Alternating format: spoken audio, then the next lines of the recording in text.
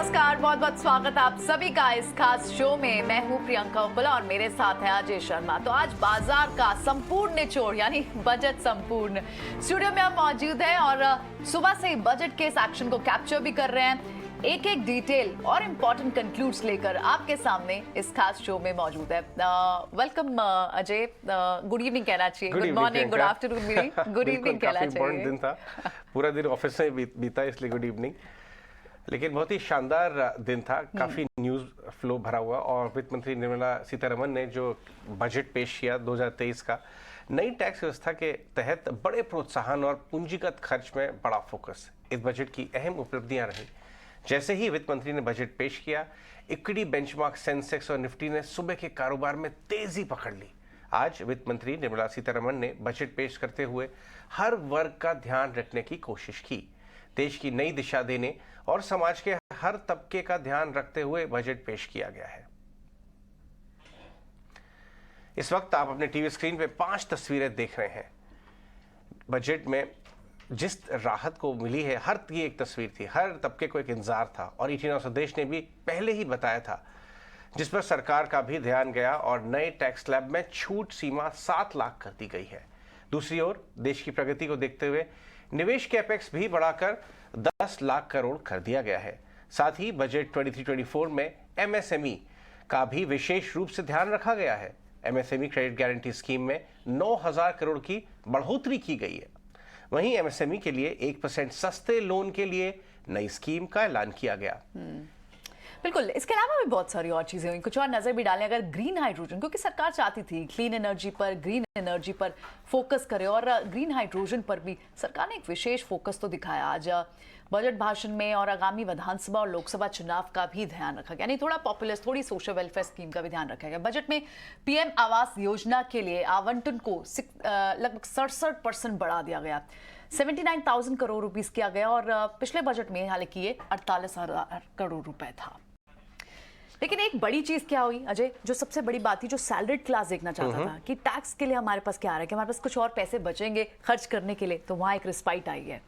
बिल्कुल, जब बात हम विस्तार से कर रहे हैं तो ये भी आपको समझा दें कि एक्चुअली आज हुआ क्या। आज सैलरीड क्लास के लिए, पर्सनल टैक्स के लिए क्या कुछ निकल कर आया। सीतारमण के जिस भाषण का हर किसी को इंतजार था, खुद ये बात वित्त मंत्री ने भी दोहराई, वो था टैक्स स्लैब में राहत। अपने भाषण के दौरान वित्त मंत्री ने नए टैक्स रिजीम के लिए बड़ा ऐलान किया है। इसके तहत टैक्स रिबेट को बढ़ाकर अब 7 लाख रुपए कर दिया गया, यानी अब तक आप 5 लाख तक का दायरा था, इसे अब बढ़ा दिया, यानी अब 7 लाख तक की सालाना आय है आपकी, तो वो कोई टैक्स नहीं देना है। 7 लाख रुपए तक की इनकम पर कोई टैक्स नहीं होगा। और इसी तरह न्यू टैक्स रिजीम में भी कई सारे चेंजेस हुए हैं। आइए एक बार सुनवाते हैं वो important announcement. 10 persons in the new tax regime with income up to 7 lakhs will not have to pay any tax at all. The second proposal relates to middle class individuals. I had introduced in the year 2020 the new personal income tax regime with 6 income slabs starting from 2.5 lakh. I propose to change the tax structure in this regime by reducing the number of slabs to 5 and increasing the tax exemption limit to 3 lakhs. The new tax rates are 0 to 3 lakh, nil. 3 to 6 lakhs, 5%. 6 to 9 lakhs, 10%. 9 to 12 lakh, 15%. 12 to 15 lakhs, 20%. And above 15 lakhs, 30%. This will provide major relief to all taxpayers in the new regime. An individual with an annual income of 9 lakhs will be required to pay only 45,000 rupees. This is only 5% of his or her income.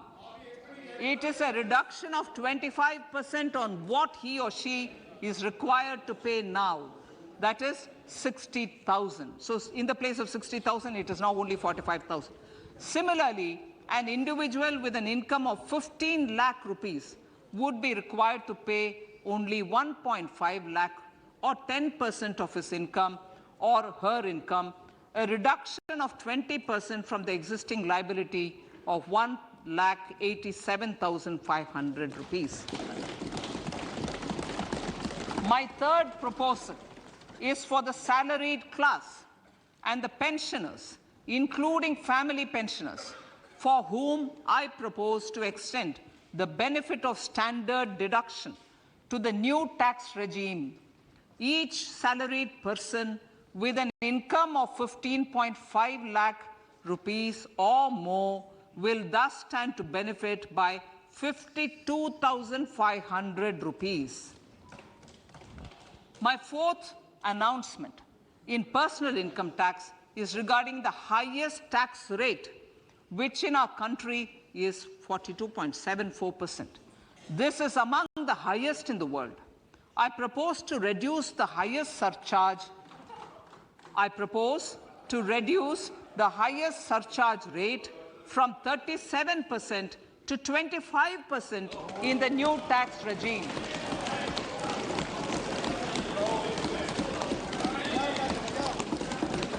This would result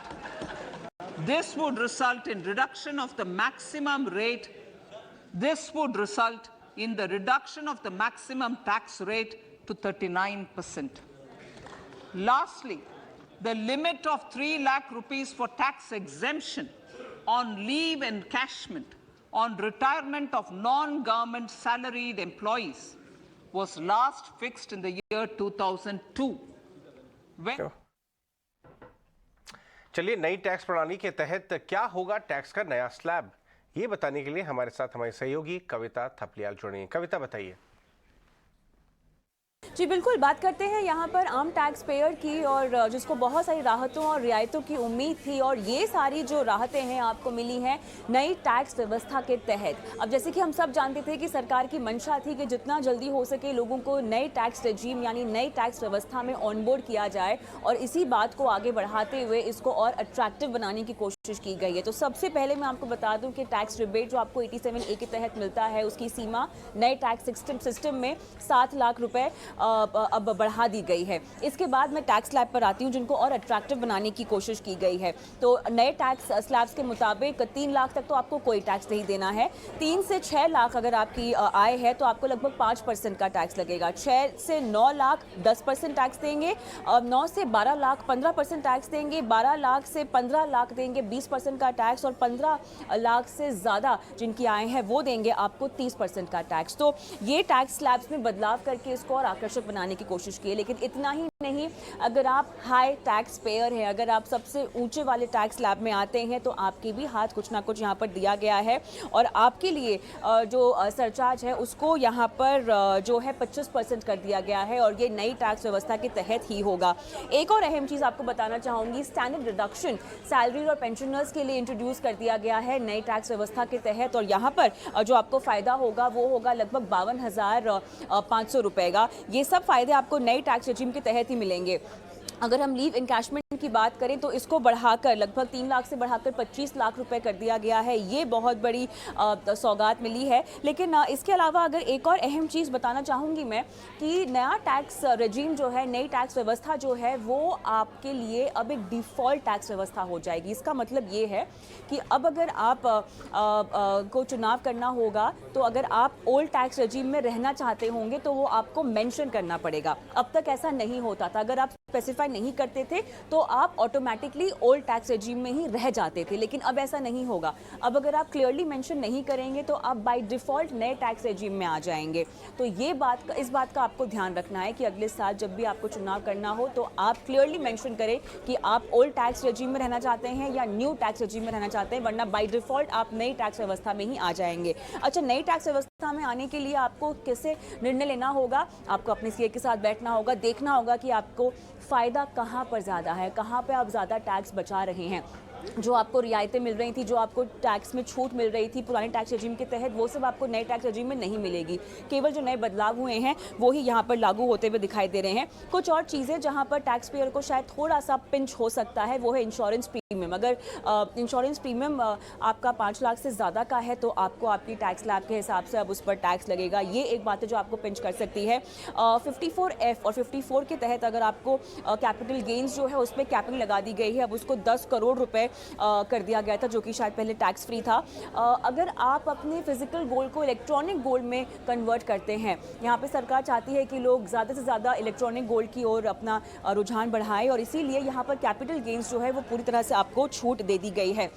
तो tax payer के लिहाज से देखा जाए तो ये है कुछ अहम ऐलान जो अब की बार हमने बजट में आते हुए देखे हैं। शुक्रिया कविता, ये इतनी डिटेल में और इतनी क्लैरिटी के साथ समझाने के लिए कि न्यू टैक्स रिजीम में क्या क्या चेंजेस है और कहाँ का रिबेट और कौन कौन से स्लैब्स बदले हैं। बहुत बहुत शुक्रिया आपका। एक बहुत बड़ी बात थी, बजट से पहले भी अजय जैसे आप बता भी रहे थे कि पीएम मोदी बोल के गए थे कि ये बजट पूरी दुनिया देखेगी। मैंने आपको बताया बजट के बाद भी बहुत अच्छा रिएक्शन। देखिए, आपको in between the lines read करना बहुत जरूरी है। Correct. क्या कहा गया है, क्या कहा नहीं गया है, लेकिन हम कहना चाहते हैं। वित्त मंत्री जी ने ये कहा था, मैं खुद मिडिल क्लास की हूँ, मैं खुद समझती हूँ मिडिल क्लास की जरूरतें क्या है। मोदी जी ने कहा था, आज सुबह कराट साहब ने कहा था, करेक्ट, आज सुबह जो एमओएस फाइनेंस है कराट साहब, उन्होंने भी आम जनता को क्या मिलेगा वो बाद में बताएंगे, यानी पहले ही उन्होंने हिंट कर दिया था कुछ मिलेगा, कुछ ना कुछ तो आ रहा है। जी हाँ। तो चलिए एक बार फिर से पीएम मोदी की वो रिएक्शन सुनवाते हैं जो बजट के बाद, बजट प्रेजेंट होने के बाद उन्होंने क्या कहा था, क्या प्रतिक्रिया दी थी और किस तरह से उन्होंने बात कही थी कि सारे वर्गों का ध्यान रखा गया। आइए एक बार वो खास रिएक्शन पीएम मोदी का फिर से वो बात सुनवाते हैं आपको। ये बजट वंचितों को वरीयता देता है। ये बजट आज की एस्पिरेशनल सोसाइटी, गांव, गरीब, किसान, मध्यम वर्ग, सभी के सपनों को पूरा करेगा।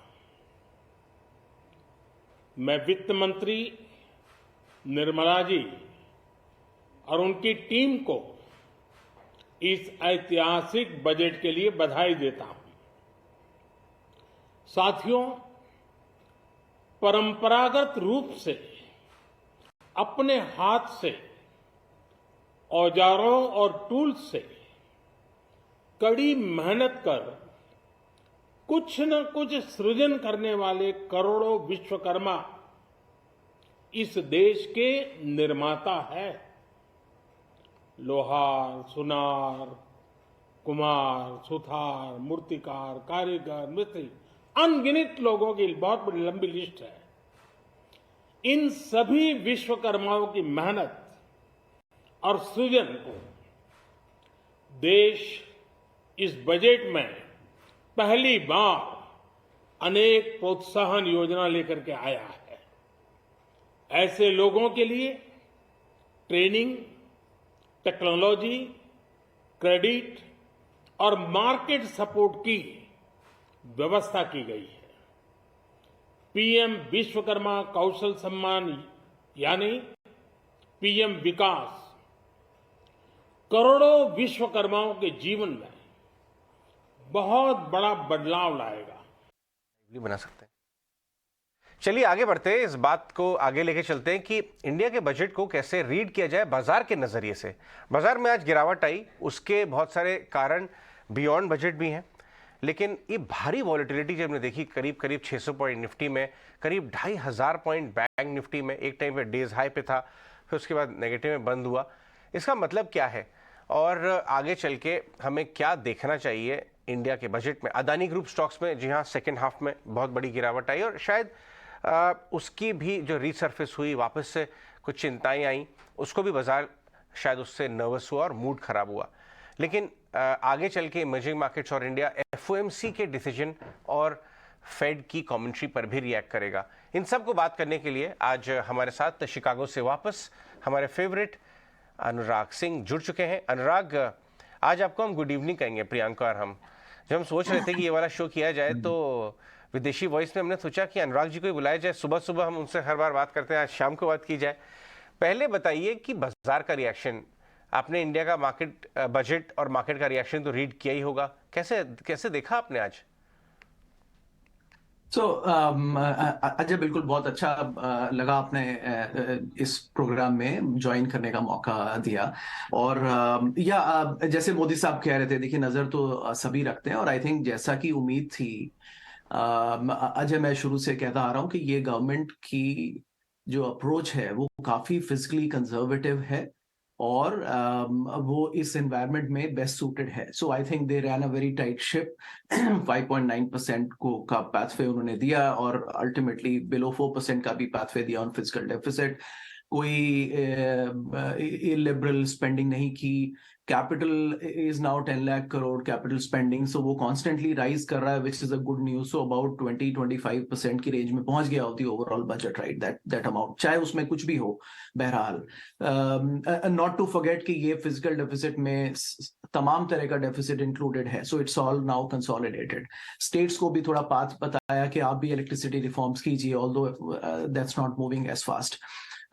Plus, I think this new income tax regime, which is promoting more money in the hands of taxpayers, and it is doing away with all the unnecessary exemption-driven regime जो पहले हम बहुत समय से चला रहे थे. I think उसकी जरूरत नहीं थी. तमाम लोग इंश्योरेंस और ATC और पता नहीं क्या क्या करते थे. I think वो एक इंटरनेशनली सिंक में आ रहा है. And I think overall, Ajay, that's a good news, right? All you want is a government which is in charge, which has a medium-term plan and a long-term plan. And that's why I've constantly liked that this government has a direction, और वो उस direction पे चलती है constantly. So I think overall, Ajay, very good reaction. And I think, of course, capital gains तो आया नहीं, तो markets के लिए भी अच्छी खबर रही बहरहाल, right? तो overall very positive, Ajay, no bad news, and I think everything is moving in the right direction and at a reasonable speed, I would say, Ajay. Good evening. Sorry, Ajay, आपका सवाल fade के decision पर था कि budget पर था? I think I got mixed up. Alright, no problem. नहीं, अनुराग, हम- बजट पर तो था ही और अब FOMC पर भी है, क्योंकि नेक्स्ट बड़ा okay. इवेंट जो बाजार देख रहे हैं, आए कर रहे हैं, वो ऑफ कोर्स फेड है. कि क्या कुछ निकल कर आता है. अब तक तो यूएस मार्केट्स में भी एक रैली थी, रिस्पाइट रैली, क्योंकि जो इकोनॉमिक इंडिकेटर्स वहां Correct. के दिख रहे हैं, उससे तो लग रहा है शायद इन्फ्लेशन टेम हो रहा है. लेकिन अब आज FOMC क्या कुछ कर सकता है, क्या व्यू बन रहा है इस वक्त? So प्रियंका, देखिए ऐसा, so इन्फ्लेशन टेम हो रहा है, ये मुझे ऐसा लगता नहीं है. I think based on so there are people in the camp, maybe they have positions and they are invested in the manner that they want now Fed to stop. But देखिए Fed का core PCE number देखिए आप, और वो दिसंबर में 4.4 पे बज हुआ है. थ्रू आउट द ईयर वो बिटवीन 4.7 5.1 के बीच में हवर करता रहा है. और ऐसा नहीं कि 4.7 नवंबर में आया तो वो पहले नहीं आया, जुलाई में भी पहले आया था. तो I think if you watch at that number, और वो नंबर बज नहीं हो रहा है. And I don't belong to the camp, Priyanka, जो ये कहें कि देखिए वो आ जाएगा नीचे, आपने ऑलरेडी हाइक कर दिया है, monetary policy acts with a lag, तो आप अभी रुक जाइए. Because inflation is a mindset, it is a phenomena. लोग एक्सपेक्ट करते हैं, इट्स अबाउट एक्सपेक्टेशन. सो ये साल is going to be a slow grind. I am still of the camp कि ये one of these bear market bounces जो है ये आते रहेंगे. But we really need a very tight ship for a very long time. अब fade की approach पे थोड़े बात कर लें अगर, प्रियंका, तो उनका सोच ये है. अब देखिए, मोर और less I think that number is kind of leaked out and nobody is trying to dispel that number कि 25 बेसिस पॉइंट्स करेंगे. तो देखिए उनकी सोच ये रही होगी कि अगर हम 50 बेसिस पॉइंट करते हैं तो we will reach at 4.75 and then we will have little room, because वो 5.25 को बज नहीं करना चाह रहे हैं कैप को, and which means that they stay between 5 to 5.25. तो वो एक और 25 बेसिस पॉइंट बचेगा. वो ना करके हम हर मीटिंग में 25 बेसिस पॉइंट पे अब आ जाए, which is a normal hike, right? But we stay at it. तो मैसेज जो मैं पॉवल साहब से एक्सपेक्ट कर रहा हूं आज, वो ये होना चाहिए कि देखिए the battle is not one. Core PC, look at the core PC number, वो बच नहीं कर रहा है. until that moves, we will stay at this. Plus, we will stay and continue to raise by 25 basis point unless we see significant signs of inflation cooling down. तो अगले 25, I am not of the camp जो market में सोच रहा है कि ये सब टर्न अराउंड होगा. I think वो लोग शॉपिंग नहीं करते हैं बाहर मार्केट में जाके, तो उनको सेंस नहीं है. ठीक है, एक आखिरी सवाल. अदानी ग्रुप स्टॉक्स में जबरदस्त वॉलेटिलिटी दिख रही है, पूरे बाजार में प्रेशर डल रहा है. FPO तो निकल गया. आप कैसे देखते हैं इस चीज, पूरे सागा को आगे पैन आउट होते हुए? और इंटरेस्टिंगली आपकी साइड के एक बड़े इन्वेस्टर हैं बिल एक्विन, आए दिन कमेंट्री करते रहते हैं. अभी भी उन्होंने इस मैटर के ऊपर दोबारा से ट्वीट कर दिया. आप कैसे देख रहे हैं? हाँ, नहीं तो देखिए, सो अजय, दो तरीके से देखना पड़ेगा. One, first of all, I always appreciate, and I've been one of them, where the more sometimes credible voices come from outside India. I think we should always support it. Transparently, people should ask, right? मैंने वो सवाल IPO के time पे repeatedly raise किए, Zomato, Policy Bazaar, Nykaa, and then Paytm, and till somebody heard, right? उसके बाद में I think उसके बाद कंपनी को आंसर करने दीजिए और फिर मार्केट तय करेगा. I think Hinderbang, Nathan is pretty credible guy, right? So he was the one जिसने बताया था कि ये जो निकोला का जो इलेक्ट्रिक ट्रक है, they just rolled it off the slope. उसमें कोई पावर बैटरी थी नहीं. तो I think वो credible है. Ajay, I think foreign investors एक credit rating review जरूर करेंगे, and उस पर से foreign investors बचेंगे इससे. और Ajay, I don't want to go into details, but I think some of the points raised are very well known, right? Mauritius round tripping किसको नहीं पता है, और I think this is a kind of a open secret of the Indian markets. So I think उससे share regulation होता है. एक अजय और बात कहना चाहता हूँ, but I think somewhere we forget to learn from history. The last big group which bet on the India infra story was the ADAG group. अब वो politely हम उसको almost कहीं ना कहीं horizon पे भुला चुके हैं. But I think it was not entirely the fault of the ADAG group. People say, oh, mismanagement and all of that. But I think systemically there is lack of adequate speed in our infra projects, जिसकी वजह से वो revenue realization for various reasons नहीं हो पाता है. तो I think किसी भी company के लिए जो infra में आती है, debt is a reality. So debt लेना पड़ेगा. But I think what saves a company is कि revenue realization बड़ा जल्दी हो जाए so that वो debt can be serviced. वहां पे कहीं ना कहीं ब्रेक लग जाता है. I think ADAG group also failed there. उसके बाद से I think people would have learn. This government is much smarter, but I hope they figure out a way to quickly return the money, and deleverage. Ultimately deleverage में जो तकलीफ होती है वो obstacles ना आए. I think that's the only hope, Ajay, that we can expect from this. बहुत बहुत शुक्रिया अनुराग, आज समय देने के लिए और बात करने के लिए बहुत बहुत शुक्रिया आपका. जल्दी आपसे फिर बात होती है. चले बजट के बड़े अनाउंसमेंट्स पर बात करें. एक बार इस बीच आपको फिर से एक बार बता दें, बजट बायोस्कोप हमारी खास पेशकश है. अभी कुछ देर में 8 बजे जरूर देखेगा. एक फिल्मी अंदाज में सारी चीजों को बताने की कोशिश की गई है.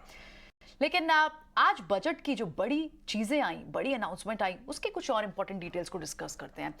SBI के चेयरमैन दिनेश कुमार खारा ने बजट को संतुलित बताया और ईटी नाउ स्वदेश के मैनेजिंग एडिटर निकुंज डालमिया ने उनसे खास बातचीत की. आइए उस खास कॉन्वर्सेशन के कुछ अंश आपके लिए लेके आए हैं. दिनेश कुमार खारा साहब जुड़ रहे हैं. इंडिया के सबसे बड़े बैंक के चेयरमैन है, स्टेट बैंक ऑफ इंडिया के चेयरमैन. आइए उनसे जानते हैं कि बजट को लेकर के उनकी क्या प्रक्रिया है. उनका फर्स्ट रिएक्शन लेते हैं. खरा साहब नमस्कार. ईटी नाउ स्वदेश में आपका बहुत बहुत स्वागत है.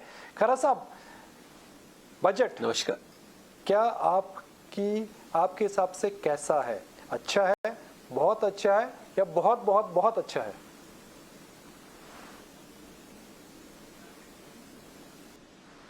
मैं तो ये कहूँगा कि बजट जो है बहुत अच्छा है, बहुत ही अच्छा है.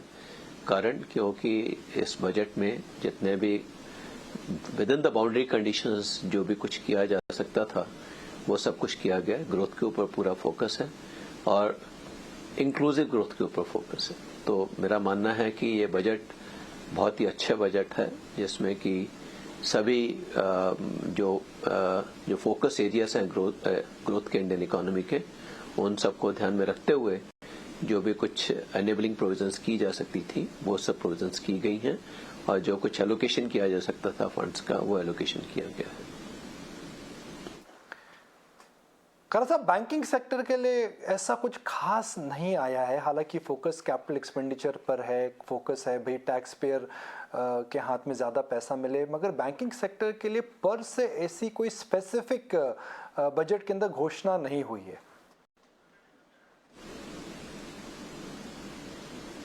नहीं, CGTMSE का जो एक कंफर्ट दिया गया है उसके माध्यम से बैंक्स द्वारा SME सेक्टर को काफ़ी सपोर्ट होगा. और साथ ही साथ जो कुछ एनेबलर्स क्रिएट किए जा रहे हैं, नेशनल फाइनेंशियल रजिस्ट्री वगैरह, जिसमें कि जो है डिजिटल स्टैक के माध्यम से हम लोग अपना KYC वगैरह जो है डिजिटली बहुत आसानी से कर पाएंगे.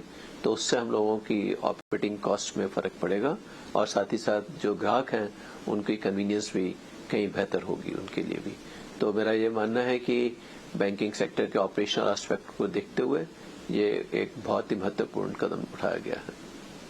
खैरा साहब, तो क्योंकि बजट का फोकस ग्रोथ पर है, कैपिटल एक्सपेंडिचर बढ़ रहा है जिसका मल्टीप्लायर इम्पैक्ट आएगा, तो इसका बैंकिंग क्षेत्र की क्रेडिट ग्रोथ में कितना प्रभाव पड़ सकता है? बिकॉज इस बैंकिंग सेक्टर की जो क्रेडिट ग्रोथ है वह अभी भी काफ़ी अच्छी है और एकदम 12-18 महीने से मजबूती से चल रही है। तो इतना बड़ा इन्वेस्टमेंट जब सरकार का कैपिटल एक्सपेंडिचर होगा तो आपको क्या लगता है क्रेडिट ग्रोथ और स्पेशली केपेक्स ग्रोथ और ज़बरदस्त बढ़ सकती है?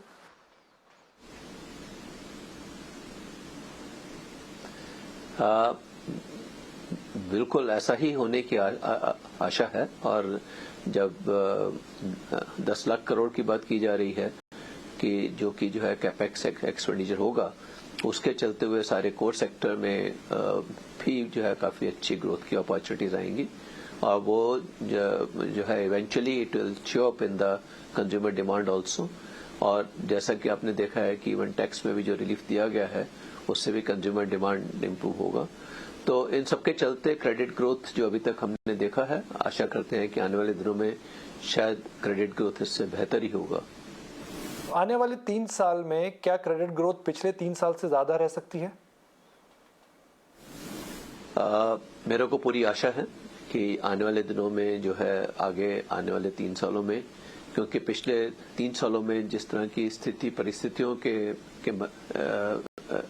से बैंकिंग सेक्टर गुजरा है या पूरी इकोनॉमीज ग्लोबल इकोनॉमीज गुजरी हैं, उसके मुकाबले में आने वाले दिनों में मैं आशा करता हूं कि स्थिति काफी अच्छी होगी ग्लोबल इकोनॉमीज की भी, और भारतवर्ष के में बहुत अच्छी स्ट्रांग डिमांड रहेगी और उसके चलते हमें पूरी आशा है कि क्रेडिट ग्रोथ बड़ा सस्टेनेबल और स्टेबल और क्वालिटी वाइज भी अच्छा क्रेडिट ग्रोथ होने की आशा करते हैं।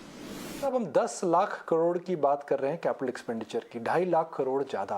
2.5 लाख करोड़ एक इंडियन इकोनॉमी के लिए काफ़ी बड़ा नंबर है क्योंकि हम अभी भी $3 ट्रिलियन की इकोनॉमी नहीं है। तो आपको नहीं लगता है कि इकोनॉमी इतना बड़ा क्रेडिट इतना बड़ा एक्सपेंडिचर का जो नंबर है वो अब्जॉर्व करने की क्षमता नहीं है और इन्फ्लेशन वापस आ जाएगी? देखिए, ऐसा है कि इसमें शायद हमें 2.4 ट्रिलियन जो कि रेलवेज का है उसको भी ऐड कर देना चाहिए, क्योंकि वो भी कैपिटल एक्सपेंडिचर ही होने वाला है। तो ये मानना है कि जब कॉर्पोरेट सेक्टर की अर्निंग्स बेटर होंगी तो उनकी सेविंग्स भी बेटर होंगी। तो उसके चलते जो सेविंग्स रेट अभी हमारा है, जब भी हम देखते हैं कि इंडिविजुअल्स का सेविंग्स रेट तकरीबन 11-12% के करीब है, बाकी कॉर्पोरेट सेविंग्स हैं, तो वो सेविंग्स इंप्रूव होंगी। और साथ ही साथ जब इतनी स्ट्रांग और रोबस्ट और सस्टेनेबल डिमांड की विजिबिलिटी रहेगी तो मैं पूरी आशा करता हूं कि इवन जो कैपिटल फ्लोज होंगे, ओवरसीज कैपिटल फ्लोज, वो भी स्ट्रांग होंगे।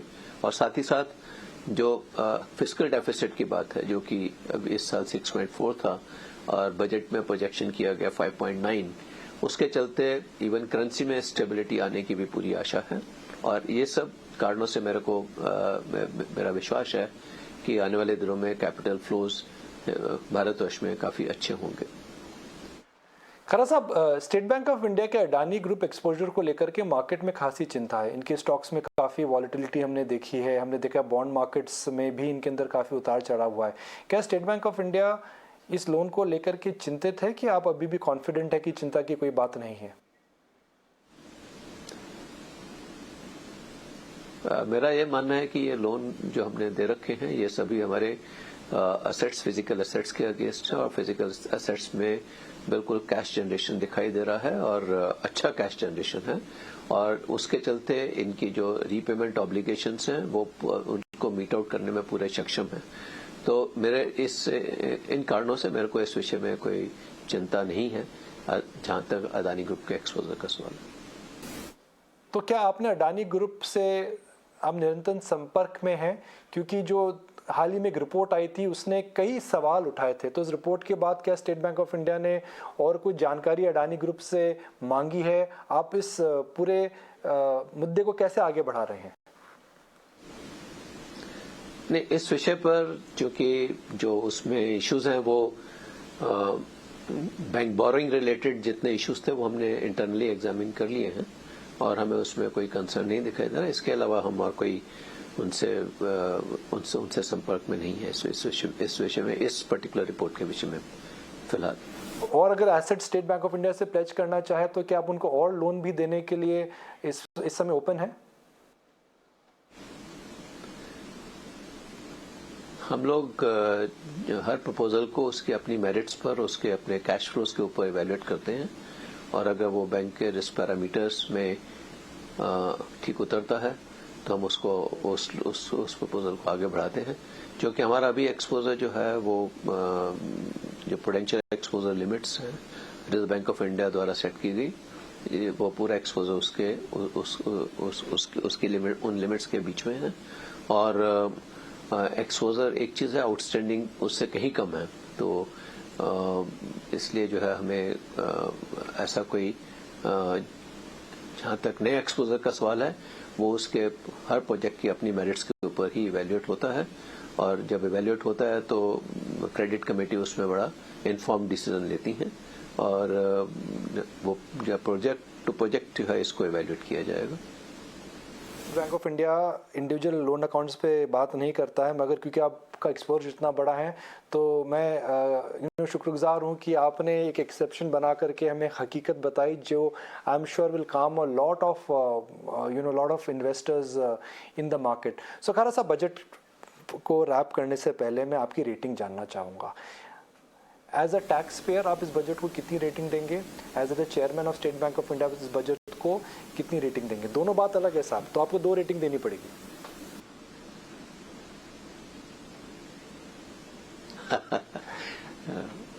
मेरा मानना है कि टैक्स पेयर और as a chairman State Bank of India में दोनों ही अपनी कैपेसिटीज में इस बजट को 10.5 का रेटिंग देना चाहूंगा।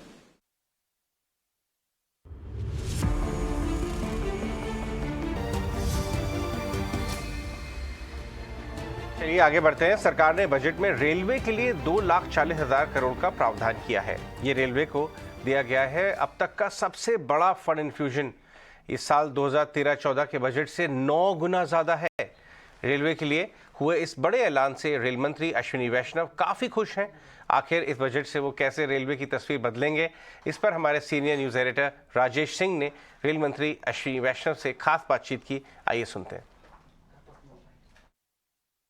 वित्त मंत्री निर्मला सीतारमण ने आज बजट पेश किया है, और बजट के खास मुद्दों पर बात करने के लिए हमारे से रेलवे और IT and communication minister Ashwini Vaishnaw ji हमारे साथ हैं। आपका बहुत बहुत स्वागत है सर। रेलवे को सबसे बड़ा कैपेक्स मिला है इस पर 2,41,000 करोड़ का। अगर हम देखें तो पिछले 9 सालों का 13-14 से 9 गुना ज़्यादा है, जैसा कि बताया गया। कहाँ ये पैसा खर्च होगा? क्या फोकस होगा रेलवे का? क्या हाई स्पीड ट्रेन में फोकस होगा, ट्रैक ज़्यादा बढ़ाने की जगह, या पैसेंजर एमिनिटीज बढ़ाने की बात होगी? मैं बहुत धन्यवाद देना चाहूँगा माननीय प्रधानमंत्री श्री नरेंद्र मोदी जी को इस ऐसा विजनरी बजट लाने के लिए। जब सारी दुनिया में इतनी बड़ी प्रॉब्लम्स चल रही है, ऐसी परिस्थितियों में भारत एक ब्राइट स्पॉट की तरह निकला, और आज के बजट के परिणाम स्वरूप भारत दुनिया का ग्रोथ इंजन बन के निकलेगा। रेलवे को 2,41,000 करोड़ का जो एलोकेशन हुआ है उसका बहुत अच्छा उपयोग होगा। सबकी जन आकांक्षाएं हैं, कैसे हमारे स्टेशन सुधरे, कैसे हमारी ट्रेन सुधरे, कैसे हमारी सेफ्टी बढ़े, किस तरह से नए ट्रैक्स लगे, नई नई जगह कनेक्टिविटी आए, और जो लॉजिस्टिक्स की कॉस्ट है वो कैसे कम हो। बहुत बड़ी मात्रा में स्टेशंस के रीडेवलपमेंट को लिया गया है। पैसेंजर एमिनिटीज़ में सबसे पहली चीज़ आती है station. Amrit Bharat station scheme में 1275 स्टेशन, जिसमें बहुत बड़े स्टेशन जैसे न्यू दिल्ली स्टेशन है, वैसे भी हैं मीडियम साइज़ के स्टेशन जैसे जोधपुर स्टेशन है, पुरी स्टेशन है, वैसे भी हैं, और छोटे स्टेशन जो बहुत छोटे छोटे स्टेशन हैं उन सबको भी लेके 1275 स्टेशन का रीडेवलपमेंट का काम तेज़ी से चल रहा है। सेकंड, आपने देखा वंदे भारत ट्रेन ने किस तरह से जन जन को एक वर्ल्ड क्लास फैसिलिटी दी है हिंदुस्तान में। प्रधानमंत्री जी के विजन को इम्प्लीमेंट किया गया है, तो वंदे भारत ट्रेन को अब तेज़ी से रैंप अप किया जाएगा। वंदे भारत ट्रेन अब तक चेन्नई में बनती है, अब उसे लातूर में भी बनाया जाएगा, उसे सोनीपत में भी बनाया जाएगा, और रायबरेली में भी बनाया जाएगा, जिससे कि बहुत तेज़ी से प्रोडक्शन हो और हर हफ्ते 2-3 ट्रेन सर्किट में नेटवर्क में लग सके। नया एक कॉन्सेप्ट है वंदे मेट्रो। वंदे मेट्रो को भी इस साल रोल आउट किया जाएगा। फैक्ट्री से डिज़ाइन उसकी करीब करीब कंप्लीट हो गई है, उसमें भी एलोकेशन को यूज़ किया जाएगा। वंदे मेट्रो का उपयोग किया जाएगा बहुत छोटी डिस्टेंसेस के लिए, 40 किलोमीटर की, 50 किलोमीटर की, एक बड़े शहर के आसपास छोटे छोटे जितने भी सैटेलाइट्स हैं उन सबको कनेक्ट करने के लिए। आपने देखा बजट में ग्रीन ग्रोथ पे बहुत बड़ा फोकस है। रेलवे में हाइड्रोजन ट्रेन्स दिसंबर 2023 तक हाइड्रोजन ट्रेन बन के हिंदुस्तान की बनी टेक्नोलॉजी से डेवलप होके निकलेगी। उसके बाद में जितने हमारे हाइड्रोजन जो हेरिटेज कॉरिडोर्स हैं, शिमला कालका है, दार्जिलिंग है, ऊटी है, इस तरह की जो हमारे महाराष्ट्र में है, तो हर तरह के जो हमारे हेरिटेज कॉरिडोर्स हैं उन सब कॉरिडोर्स में हाइड्रोजन की ट्रेन लगाई जाएगी। कवच का पिछले वर्ष आपने देखा 3000 किलोमीटर का बजट में रखा गया था प्रावधान। इस साल 5000 किलोमीटर कवच लिया जाएगा। 3000 की जगह 4000 पे काम चालू हो गया था, तो बहुत अच्छा प्रोग्रेस हुई है। कवच को और डेवलप किया जाएगा। पीएम साहब ने बहुत ही क्लियर विजन दिया है कि वर्ल्ड की बेस्ट टेक्नोलॉजी इसमें लगनी चाहिए। तो कवच को अब 5G पे माइग्रेट करेंगे। अब तक UHF रेडियो पे होता था, अब इसको 5G पे माइग्रेट करेंगे। तो एक तरीके से रेलवे के हर डायमेंशन पे मैसिव काम होगा। आप देखिए आज से 10 साल पहले बिल्कुल वही हम कहना चाह रहे थे। प्रतिदिन मात्र 3.5-4 किलोमीटर नई पटरियां बनती थी। इस साल 12 किलोमीटर प्रतिदिन नए ट्रैक्स ले हो रहे हैं। ओके, बिल्कुल। तो ये तो अश्विनी वैष्णव से खास चर्चा आप देख रहे थे। वहीं बजट को लेकर केंद्रीय पेट्रोलियम मंत्री हरदीप सिंह पुरी ने भी एक रिएक्शन दिया। ये उनका क्या कहना था वो भी सुन लेते हैं। इस बजट में कई फोकस है। Green energy transition is one of the focus.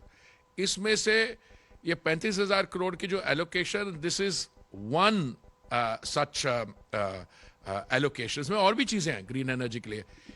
ये 5 साल के लिए है। 5,000 करोड़ इसमें है आपके लिए स्ट्रेटेजिक पेट्रोलियम रिजर्व के लिए। 30,000 करोड़ है कैपिटल एक्सपेंडिचर और उसके लिए। ये this is a beginning. Abhi, it is if you read the language very carefully, this is our journey to net zero 2070. So this is the first year. अगले साल और होगी। इसकी रिक्वायरमेंट क्यों हुई? इस समय जो हमारी ऑयल मार्केटिंग कंपनीज हैं वो इस समय उनकी इंपोर्ट्स, उनकी रिफाइनिंग वो ट्रेडिशनल फॉसिल फ्यूल्स में। अब हम एक्सपेक्ट करें कि they will make the transition and they will go to green energy. अब जैसे एक हमारी कंपनी है जिसकी 11 रिफाइनरीज हैं। अभी कुछ महीने पहले उन्होंने सेकंड जनरेशन एथेनॉल का प्लांट, मेकिंग एथेनॉल फ्रॉम पराली और एग्रीकल्चरल वेस्ट पानीपत में लगाया है। अभी और कंपनीज कर रही हैं, बैम्बू से बना रही हैं। तो एक ट्रांजिशन हो रही है ऑलरेडी। इसमें ये जो 35,000 करोड़ है इसमें उसको फिलिप मिलेगा और इंकरेजमेंट मिलेगी।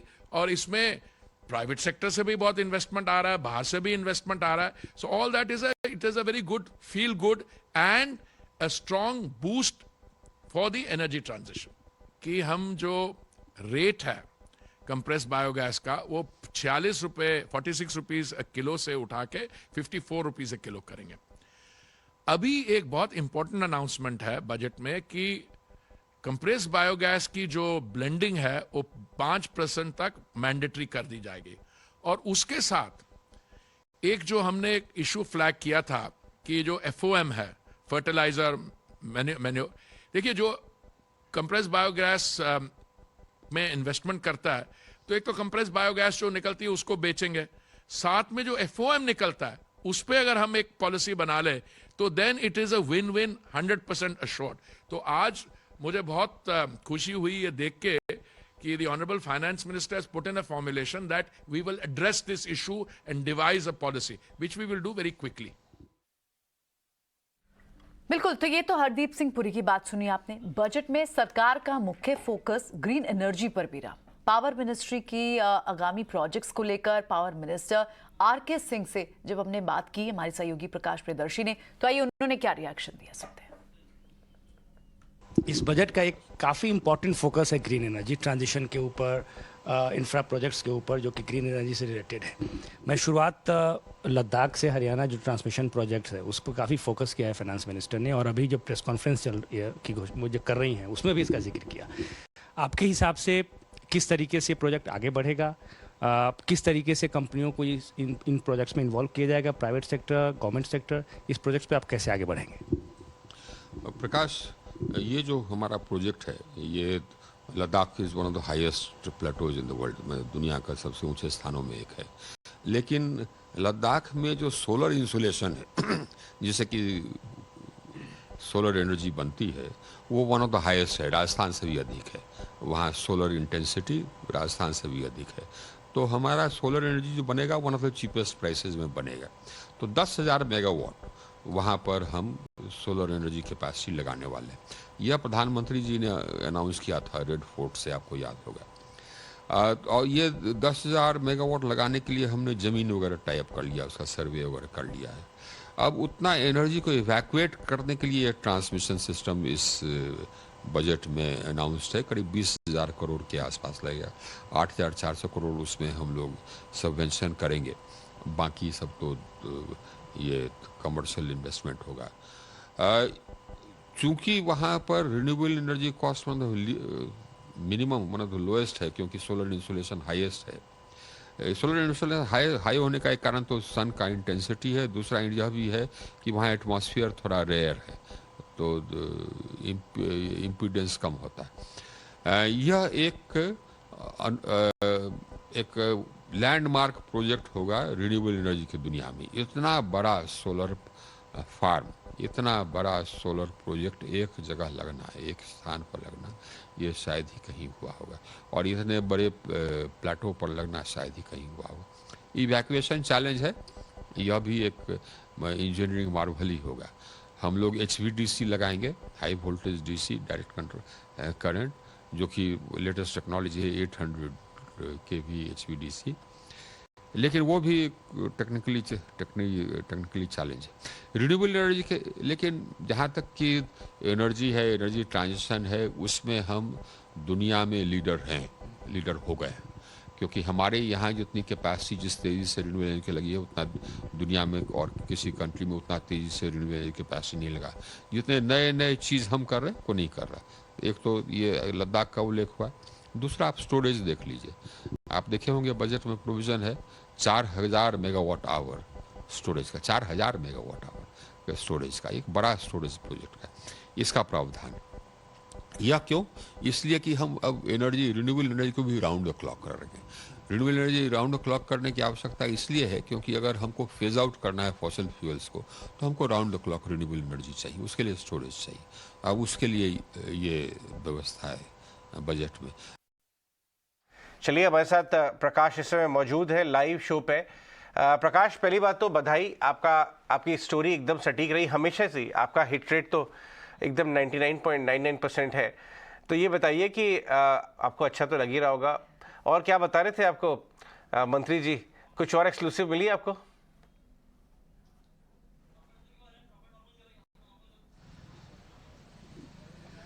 कुछ और एक्सक्लूसिव हैं। सबसे पहले आपका ढेर सारा धन्यवाद, thank you so much for this appreciation. लेकिन हम जो एक्सक्लूसिव है उसको अब आने वाले हफ्तों में ब्रेक करेंगे। बिल्कुल, मुझे यही उम्मीद थी प्रकाश, मेरे हिसाब से। ये वाली भी काफी बड़ी खबर है जो आपने ब्रेक की थी, उसको भी समझाएं।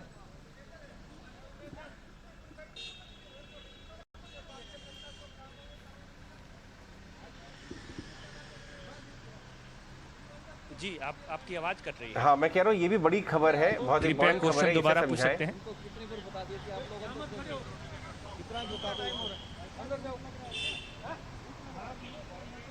देखिए, इस बजट में सरकार ने, इटिना स्वदेश ने लगभग जितनी खबरें अपने दर्शकों को दिखाई थी सूत्रों के हवाले से, लगभग सभी खबरों पर मुहर लगी है। और अगर आप में से इस बात की जानकारी मांगे कि सबसे इंपॉर्टेंट खबर आपको क्या दिख रही है, तो कंज्यूमर के लिहाज से अगर हम बात करें, क्योंकि नॉन मार्केट आवर में हम बात कर रहे हैं, तो इनकम टैक्स स्लैब में, खासकर नए स्लैब में सरकार ने जो बदलाव किया है उससे कंज्यूमर्स को राहत मिलेगी। क्योंकि अगर आप जो रिबेट है, टैक्स रिबेट, उसको 5 लाख से बढ़ाकर 7 लाख कर दिया है। 2.5 लाख रुपए जो एग्जेम्पशन लिमिट अभी तक था उसको बढ़ाकर 3 लाख रुपए कर दिया गया है। तो इससे आम टैक्स पेयर्स को कुछ राहत तो मिलेगी आने वाले दिनों में।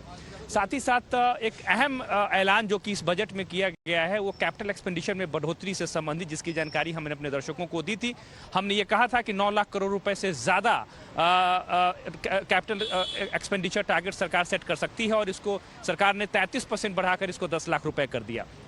इसके अलावा अगर आप पीएम आवास योजना की बात करें, रूरल और अर्बन दोनों, उसके लिए सरकार ने 79,000 करोड़ रुपए का ऐलान किया है। इसमें 60% की बढ़ोतरी है। ये जानकारी हमने अपने दर्शकों को दी थी और ये कहा था कि रूरल स्कीम पर ज़्यादा फोकस है पीएम आवास योजना की अगर आप बात करते हैं, क्योंकि अभी भी 85 लाख हाउसेस जो हैं ग्रामीण इलाकों में उसका अलॉटमेंट बाकी है। तो सरकार को अतिरिक्त फंड की ज़रूरत होगी, क्योंकि चुनावी साल है और मार्च 2024 तक सरकार को 3 करोड़ घरों के टारगेट को हासिल करना है। तो जाहिर तौर पे इसका पॉलिटिकल फायदा भी सरकार को हो सकता है और इस बात में बड़े ऐलान किए गए हैं। ग्रीन एनर्जी की अगर हम बात करते हैं, जैसा कि पावर मिनिस्टर कह रहे थे, इस ग्रीन एनर्जी ट्रांजिशन पर सरकार का बहुत फोकस है। करीब 19,700 करोड़ रुपए का ऐलान हुआ है पीएलआई स्कीम के लिए, ग्रीन हाइड्रोजन प्रोडक्शन और इलेक्ट्रोलाइजिस मैन्युफैक्चरिंग के लिए, जिसके जो गाइडलाइंस है कि कंपनियों को किस तरीके से इंसेंटिव्स का फायदा मिलेगा अगले कुछ दिनों में सरकार जारी करेगी। इसके अलावा करीब 20,700 करोड़ रुपए का जो ऐलान किया गया है वो इस बात के लिए किया गया है कि कैसे सरकार जो है आने वाले दिनों में एनर्जी ट्रांजिशन की तरफ बढ़ेगी। ये टोटल अमाउंट जो है करीब 35,000 करोड़ का है और 35,000 करोड़ में 5,000 करोड़ रुपए जो है सरकार रिफाइनरीज पर कॉस्ट करेगी कि कैसे वहां पे वो एनर्जी ट्रांजिशन पर फोकस करते हैं। साथ ही साथ अगर आप एमएसएमई सेक्टर की बात करें, एमएसएमई सेक्टर के लिए बड़ी राहत की बात है, क्योंकि जो क्रेडिट गारंटी स्कीम है उसका एलोकेशन जो है बढ़ाकर 9,000 रुपए कर दिया गया है। 1% सस्ते दरों पर ब्याज का फायदा जो है उनको मिलेगा। साथ ही साथ अगर आप मिलेट प्रोडक्शन की बात करें, क्योंकि सरकार ने 2023 को मिलेट प्रोडक्शन ईयर घोषित किया है, इसके लिए 2,200 करोड़ रुपए के स्पेशल फंड का ऐलान किया गया है। हमने ये खबर भी अपने दर्शकों को पहले दिखाई थी। इसके अलावा अगर आप ट्रांसमिशन प्रोजेक्ट की बात करें, करीब आप इस बात पर अगर ध्यान दें तो 23,000 मेगावाट कैपेसिटी 13,000 मेगावाट कैपेसिटी के जो ट्रांसमिशन प्रोजेक्ट्स हैं, जो कि लद्दाख से ट्रांसमिशन हरियाणा तक है, उसके लिए सरकार ने 20,700 करोड़ रुपए का ऐलान किया है। मकसद ये है कि रिन्यूएबल एनर्जी का इवैक्यूएशन हो और देश के दूर दराज के इलाकों में round the clock renewable energy पहुंचाई जाए। Battery storage facility 4,000 megawatt our battery storage capacity का ऐलान किया गया है, ताकि अगर रात के समय में भी रिन्यूएबल एनर्जी का ट्रांसमिशन करना है वो इसके जरिए हासिल किया जाए। मोटे तौर पर अगर आप देखें तो ये बजट सरकार ने चुनावी साल होते हुए भी, इस साल 9 राज्यों में चुनाव होने हैं, विधानसभा के अगले साल लोकसभा का चुनाव है, सरकार का आखिरी पूर्ण बजट है। इन सब बातों को ध्यान में रखते हुए अगर आप देखें तो सरकार ने सबके हित को साधने की कोशिश की है। मिडिल क्लास को भी कुछ दिया है। रूरल इकोनॉमी के लिए जो बजट है उसको 20 लाख करोड़ रुपए कर दिया है, ताकि इन्वेस्टमेंट बढ़े, लोगों को नई नौकरियां मिले, और साथ ही साथ ओवरऑल कैपिटल एक्सपेंडिचर का टारगेट है उसमें भी बढ़ोतरी की है। सबको साधने की सरकार ने कोशिश की है और अब आने वाले दिनों में इस बात ये पता चलेगा कि इस बजट से आम कंज्यूमर कितने खुश हैं, इकोनॉमी को इससे किस तरह की रफ्तार मिलती है, ये आने वाले दिनों में पता चलेगा। काश, बहुत बहुत शुक्रिया इस एक्सक्लूसिव खबर को बताने के लिए। इंतजार रहेगा आपसे जल्दी और कुछ एक्सक्लूसिव खबरों का भी। चलिए बढ़ेंगे आगे और शो को तो फिलहाल यहीं समेटेंगे, लेकिन आज का दिन पूरा एक्शन पैक, सारी बजट की बारी क्या भी हमने बताई। और अजय, एक और खास चीज जो लगातार हो रही है, क्या? वो ये व्यूअर्स के लिए जो गोल्ड खरीदने का मौका मिल रहा है, दर्शकों के लिए जो अच्छी खबर, लगातार हम हर घंटे एक सवाल लेकर आ रहे हैं और आप बम्पर प्राइज विनर्स भी सामने देख पा रहे हैं। देखिए कि बढ़ चढ़ के लोगों ने इसमें हिस्सा लिया और ये विनर्स हैं जिन्हें गोल्ड कॉइन जीतने का मौका। इसमें खास बात आपने देखी, इसमें खासियत ये है कि भुवनेश्वर, रांची, कोटा, अररिया, फरीदाबाद, बुलंदशहर, दिल्ली, कहाँ से लोग ईटीन ऑफ स्वदेश को देख रहे हैं, अपना प्यार बरसा रहे हैं। और इसके साथ साथ भुवनेश्वर, रांची, सारे स्वदेश के जितने भी शहर हैं, स्वदेश फोकस्ड, वहाँ से लोग हमें देख रहे हैं, अपना प्यार दे रहे हैं। बहुत अच्छी बात है और अच्छा भी लग रहा है कि उन्होंने ढेर सारा सोना भी जीता है। चलिए बिल्कुल, तो आज का दिन बहुत खास था, लंबा तो था बिल्कुल, लेकिन बहुत अहम था और काफी दिलचस्प बातें निकल कर आई। बजट इतना स्ट्रॉन्ग, मजबूत बजट निकल कर आया, जिसे किसी ने बाहुबली कहा तो किसी ने कहा ब्रह्मास्त्र निकल कर आया वित्त मंत्री की तरफ से। लेकिन एक्शन कल बहुत होने वाला है। कल बहुत एक्शन होने वाला है। एफएमसी का action, follow up, buying, selling जो भी है, लेकिन FIDI दोनों बाएं किए हैं। हम ये सारा एक्शन लेके सुबह फिर लौटेंगे 8 बजे। कहीं मत जाइएगा, देखते रहिए ET9 स्वदेश। नमस्कार।